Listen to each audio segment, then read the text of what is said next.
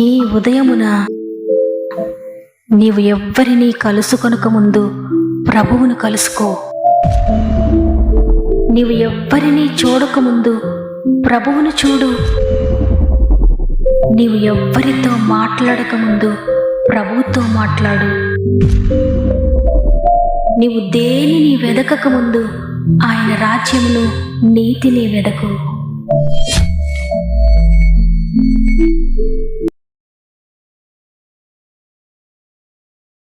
Praise the lord. ఈ ఉదయకాలమున God first అనే ఆధ్యాత్మిక కార్యక్రమానికి మిమ్మల్ందరినీ హృదయపూర్వకంగా ఆహ్వానిస్తూ ప్రభు నామములో మీ అందరికీ నా యొక్క శుభములు తెలియజేస్తున్నాను. ఎలా ఉన్నారు దేవుని బిడ్డలారా? దేవుని కృపలో మీరంతా బాగున్నారు కదా? దేవుని కృప మిమ్మల్ని తప్పక నిలబెడుతుంది. ఆయన కృప, ఆయన కనికరము మిమ్మల్ని నడిపిస్తుంది. ఇంత మాత్రం భయపడకండి. వాక్యమైన దేవుడు నిన్ను వెతుక్కుంటూ ఉదయాన్నే నీ గృహానికి వస్తున్నాడు. ఆయన తన మాట నీకు ఇస్తున్నాడు. ఎందుకంటే నిన్ను బలపరచడానికి, నిన్ను లేవనెత్తడానికి, ఆయన శక్తిని నువ్వు తెలుసుకోవాలని, ఆయన ప్రేమను, ఆయన కనికరమును నువ్వు తెలుసుకోవాలని ఆయన ఆశించి మీతో మాట్లాడుతున్నారు. కాబట్టి దేవుని శక్తి మీద ఆధారపడండి. దేవుని కార్యములు మీరు పొందుకోబోతున్నారు. మీలో ఇంకెవరికైనా ప్రేయర్ రిక్వెస్ట్ ఉంటే కామెంట్స్ ద్వారా తప్పక నాకు తెలియచేయండి. మరి సృష్టికెత్తిన దేవుడు మిమ్మల్ని అందరినీ చూస్తున్నారు. మీ యొక్క ప్రార్థన విన్నపములు ఏవైనప్పటికీ అవన్నీ కూడా ఆయన చూస్తున్నాడు. తగిన కాలంలో దేవుడు తప్పక మీకు జవాబులు అనుగ్రహిస్తాడు. దేవుని సన్నిధిలో నిరీక్షణతో కనిపెట్టండి. విజయం మీదే. సమస్త మహిమ, ఘనత, ప్రభావములు దేవునికి చెల్లునుగాక. ఈరోజు ప్రభు మనతో మాట్లాడుతున్న శ్రేష్టమైన వాగ్దానం ద్వితీయోపదేశ కాండము 4వ అధ్యాయము 31వ వచనము. నీ దేవుడైన యెహోవా కనికరము గల దేవుడు గనుక నిన్ను చెయ్యి విడువడు, నిన్ను నాశనము చెయ్యడు. ఆమెన్. ఈ మాటలు వింటున్న ప్రియ దేవుని బిడ్డలారా, కనికరము కలిగిన ప్రభు ఈరోజు నీతో మాట్లాడుతున్నారు. నేను కనికరము కలిగిన వాడని కనుక నీ చెయ్యి ఎప్పటికీ కూడా విడిచిపెట్టను, నిన్ను నాశనము చెయ్యను అని. అనేకసార్లు ఆయనకు దూరం అయిపోతూ ఉన్నా, అనేకసార్లు ఆయన చేతిని మనం విడిచి దూరంగా వెళ్ళిపోతూ ఉన్నా, ఆయనను ద్వేషించిన, దూషించిన, ఆయనను ప్రశ్నిస్తూ ఉన్నా కూడా కనికరం కలిగిన ప్రభు మన చేయి విడిచిపెట్టకుండా తన కృప చేత మనల్ని నడిపిస్తున్నారు. పర్వతములు తొలగిపోయినా, మెట్టలు తత్తరిల్లినా ఆయన కృప మాత్రం మనల్ని విడిచిపెట్టడం లేదు. ఆయన కనికరము చేతే మనం బ్రతికి ఉన్నాం. ఆయన కనికరము మనల్ని త్రోసివేయడం లేదు. ఈరోజు నీవు అనుకుంటూ ఉన్నావేమో, నేను మంచివాడని కాదు, దేవునికి ఇష్టం లేని జీవితాన్ని నేను జీవిస్తున్నాను, నేను నాశనమైపోతానేమో, దేవుని ఉగ్రత నేను అనుభవిస్తానేమో, ఆయన నన్ను శపిస్తాడేమో అని. కానీ కనికరం కలిగిన దేవుడు ఆయన నిన్నెప్పటికీ కూడా నేను నాశనం చేయడు. నీవు అనేక సార్లు ఆయనను త్రోసివేస్తూ ఉన్నా కూడా ఆయన కనికరం నిన్ను వెంటాడుతూనే ఉంది. కాబట్టి నీవెంత ఘోరమైన పాప పరిస్థితిలో ఉన్నా తండ్రి అని పశ్చాత్తాపపడి తిరిగి దేవుని దగ్గరికి వస్తే ఆయన కనికరము నిన్ను క్షమిస్తుంది. ఆయన ప్రేమ నిన్ను తిరిగి చేర్చుకుంటుంది. నీకు చక్కటి భవిష్యత్తునిస్తుంది. బైబిల్ గ్రంథంలో క్రొత్త నిబంధన అంతా పరిశీలిస్తే నిజంగా ప్రభువు ఎంతో కనికరాన్ని మనుషులందరిపైన ఆయన చూపించారు. ఆయన దగ్గరకు వచ్చిన వారెవ్వరిని కూడా ఆయన త్రోసివేయలేదు. ఎంత పాపాత్ములు ఆయన దగ్గరికి వచ్చినా వారిపై కనికరపడి వారిని క్షమించి వారిని చేర్చుకున్నాడు.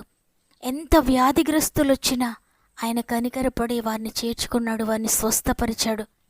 ఎంతగా దురాత్మల చేత పీడింపబడుతున్న వారు వచ్చినా ప్రభు వారిపై కనికరపడి వారిని తిరిగి స్వస్థపరిచి ప్రతి చీకటి శక్తి నుండి కూడా విడిపించారు. ఎవరిని కూడా ఆయన నిన్ను స్వస్థపరచలేను, నిన్ను బాగు చేయలేను అని విడిచిపెట్టి వెళ్ళిపోలేదు. అందరినీ కూడా ఆయన ప్రేమించాడు. అందరిపైన కనికరం చూపించాడు. కుష్ఠరోగి ఆయన దగ్గరికి వచ్చినప్పుడు శరీరం అంతా భయంకరమైన కుష్ఠ వ్యాధితో కుళ్ళిన స్థితిలో ఉన్నప్పుడు ప్రభువు ఆ కుష్ఠరోగిపై కనికరపడి వానిని ముట్టి స్వస్థపరిచినట్లుగా అక్కడ చూస్తున్నాం. ఆయన ఒక్క మాట సెలవిస్తే స్వస్థత కలుగుతుంది. ఆయన ఆ కుష్ఠరోగి దగ్గరికి వెళ్ళి వానిని ముట్టి స్వస్థపరిచాడు. ప్రియ దేవుని బిడ్డలారా, ఎంత కృప కలిగిన ప్రభు, మనం నమ్మిన ప్రభు.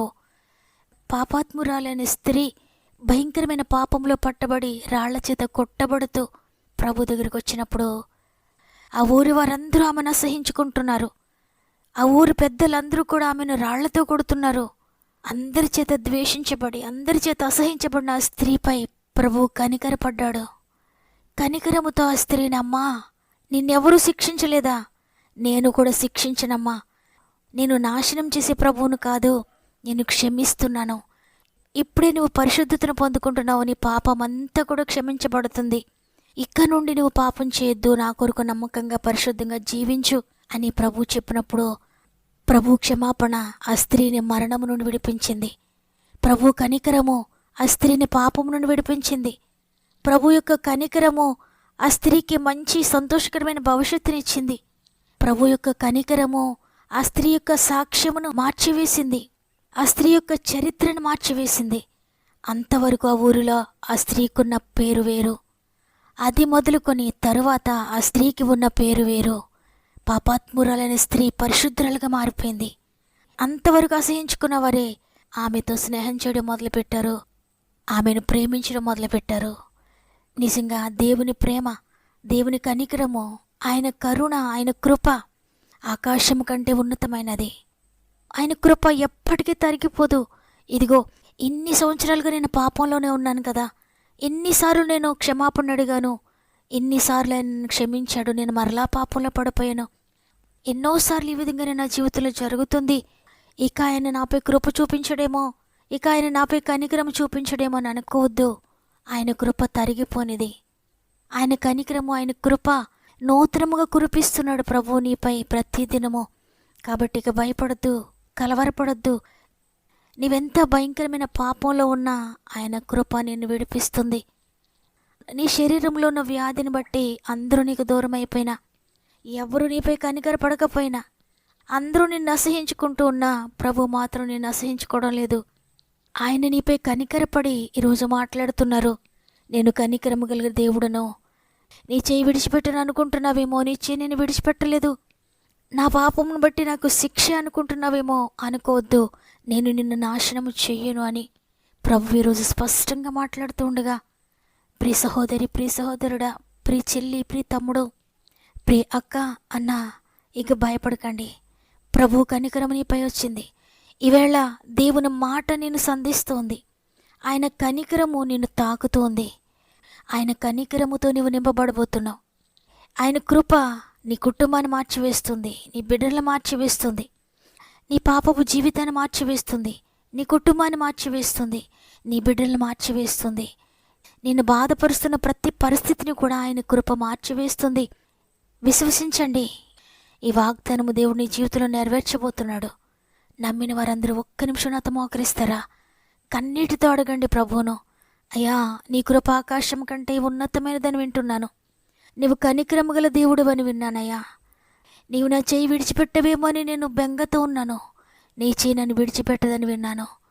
నా చేయి పట్టుకోండయ్యా, నన్ను విడిచిపెట్టొద్దయ్యా, నన్ను నడిపించండి అయ్యా అని కన్నీటితో ఆయన పాదాల చెంత ప్రార్థన చేద్దాం. ప్రేమగల తండ్రి, నీకు వందనాలు. నీ కృపను పొడిగిస్తూ మరి ఒక దినమును మా జీవితంలో యాడ్ చేసి ఈరోజు సజీవులుగా మమ్మల్ని లేపినందుకు నీకు వందనాలు. నీ చెయ్యి విడువను, నేను ఎడబాయను. నేను కనికరము కలిగిన దేవుడను కాబట్టి నేను చెయ్యి విడువను, నేను నాశనము చెయ్యనని వాగ్దానం చేశారు. ఎంతమంది నీ ప్రియమైన బిడ్డలు ఈ వాగ్దానం విని విశ్వసిస్తున్నారో అందరి జీవితాల్లో ఈ వాగ్దానము నెరవేర్చండి అయ్యా. నీ కనికరము వారి జీవితాన్ని మార్చివేయాలి. నీ కనికరంపై ఆధారపడి నీ కొరకు ఎదురు చూస్తూ కన్నీటితో ప్రార్థిస్తున్న వారి జీవితాల్లో పాపపు బంధకాలన్నీ దిగిపోవాలి, పాపపు సంఖ్యలను దిగిపోవాలి, వ్యసనాలన్నిటి నుండి విడుదల పొందుకోవాలి. తండ్రి నీకు వందనాలు నాయనా. ఆర్థిక బంధకాల్లో ఉన్న వారిపై నీ కనికరము చూపించండి తండ్రి, గొప్ప విడుదల దయచేయండి. అనారోగ్యంతో మంచంపై ఉన్న వారందరినీ నీ కృప ఆవరిస్తుందని, నీ కనికరము వారిని లేవనెత్తుతుందని నమ్ముతున్నాను. ప్రతి ఒక్కరిని లేవనెత్తండి అయ్యా. కోర్టు బంధకాల్లో ఉన్న వారందరి మీద నీ కనికరం చూపించండి తండ్రి. నీ కృప చేత గొప్ప విడుదల దయచేయండి.